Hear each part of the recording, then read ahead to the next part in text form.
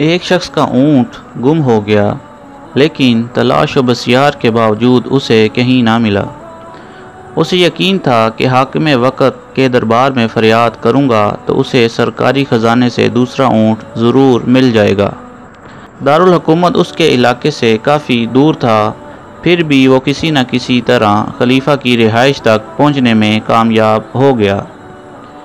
وہاں کوئی دربان تو نہ تھا، البتہ ایک نوجوان نے مسافر کا استقبال کیا اور اسے بتایا کہ خلیفۃ المسلمین سرکاری کام سے کہیں گئے ہوئے ہیں، کچھ ہی دیر میں واپس آ جائیں گے۔ تب تک کے لیے آپ اس حجرے میں تشریف رکھیے، میں آپ کے لیے کھانا تیار کرتا ہوں۔ جب تک کھانا تیار ہو کر آیا، مسافر نے دیکھا ایک شخص مکان سے متصل مسجد میں آ کر بیٹھا اور اپنے توشے سے خشک روٹی نکال کر اسے پانی میں بھگو کر کھا رہا ہے۔ نوجوان نے مسافر کے سامنے کھانا پیش کر کے اسے کھانے کی درخواست کی۔ اس نے کہا، واللہ میں یہ کھانا اس وقت تک نہیں کھاؤں گا جب تک اس مسکین کو اپنے ساتھ شریک طعام نہ کر لوں جو مسجد کے صحن میں بیٹھا خشک روٹی کھا رہا ہے۔ تب نوجوان نے بتایا کہ یہ تو خلیفہ وقت ہیں اور میں ان کا بیٹا ہوں، وہ سادہ غذا کے عادی ہیں اور یہ پرتکلف کھانا ہرگز نہیں کھائیں گے۔ اتنی بڑی سلطنت کے مالک کی یہ سادگی دیکھ کر مسافر حیران رہ گیا اور سرکاری خزانے سے اپنے گمشدہ اونٹ کی جگہ دوسرا اونٹ لے کر وہ امیر المومنین کو دعائیں دیتا ہوا اپنی بستی کی جانب لوٹ گیا۔ ایک مرتبہ اسی خلیفہ کی زیرہ ایک یہودی کے ہاتھ لگ گئی۔ خلیفہ نے قاضی شہر کی عدالت میں دعویٰ دائر کر دیا۔ پیشی کے وقت عدالت نے مدعی سے اپنے حق میں گواہ پیش کرنے کو کہا۔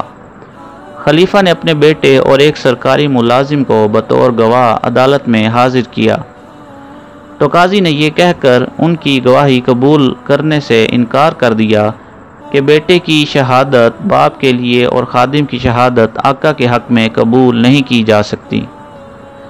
مدعی خلیفہ نے قاضی سے عرض کی، یہ محض میرا بیٹا نہیں، اسے رسول اللہ صلی اللہ علیہ وآلہ وسلم نے جوانان جنت کے سرداروں میں شمار کیا ہے۔ قاضی نے جواب دیا، مقدمہ زمین پر ہے اور آپ جنت کی باتیں کر رہے ہیں، اپنے دعوے کے ثبوت میں کوئی اور گواہ لائیے۔ ثبوت نہ ہونے کی بنا پر خلیفہ کا دعویٰ خارج کر دیا گیا۔ یہودی اسلامی عدالت کا یہ انصاف دیکھ کر حیران و ششدر رہ گیا۔ باہر نکل کر اس نے خلیفہ وقت سے معافی مانگی اور زیرہ ان کی خدمت میں پیش کر کے مسلمان ہو گیا۔ قاضی ابو شریح کی عدالت میں مقدمہ لے کر جانے والے کوئی عام شہری یا معمولی حاکم نہیں، بلکہ ہمارے چوتھے خلیفہ سیدنا علی رضی اللہ عنہ تھے، اور انہوں نے جس بیٹے کو بطور گواہ پیش کیا وہ سیدنا حسن رضی اللہ تعالی عنہ تھے۔ انہیں اور سیدنا حسین رضی اللہ تعالی عنہ کو نبی کریم صلی اللہ علیہ وآلہ وسلم نے جنت کے جوانوں کا سردار قرار دیا ہے۔ پہلے واقعہ میں خشک روٹی پانی میں بھگو کر کھانے والے خلیفہ وقت سیدنا علی رضی اللہ تعالی عنہ ہی تھے، اور جس نوجوان نے مسافر کو خوش آمدید کہہ کر اس کی مدارت کی وہ سیدنا حسین رضی اللہ تعالی عنہ تھے۔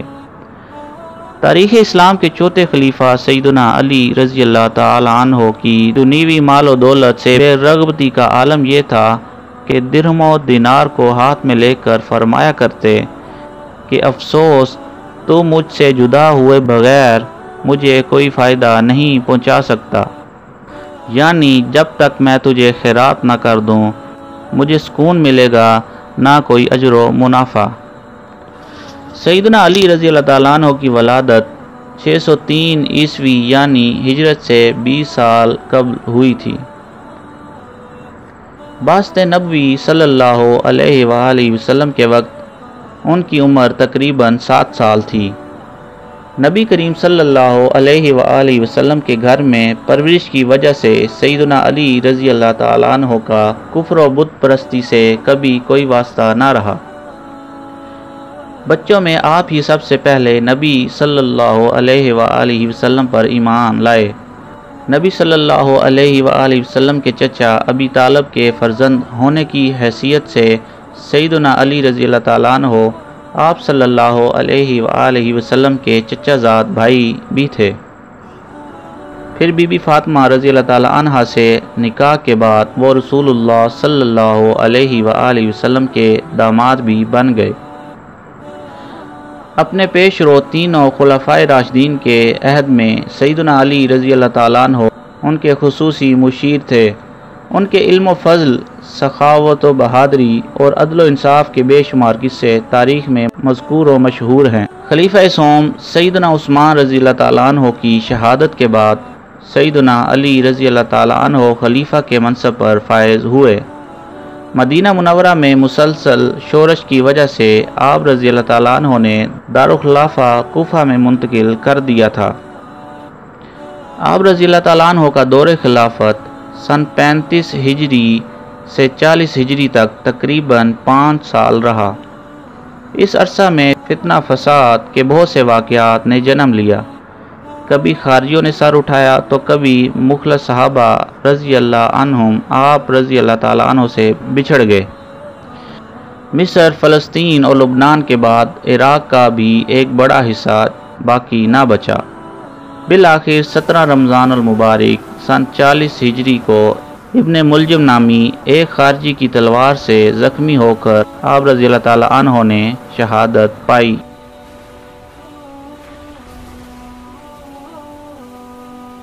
دوستو، اگر آپ مزید اسلامی معلوماتی ویڈیو حاصل کرنا چاہتے ہیں تو ہمارا چینل چیک اسلامک نالج کو سبسکرائب کریں اور گھنٹی کے بٹن کو بجا دیں۔ شکریہ۔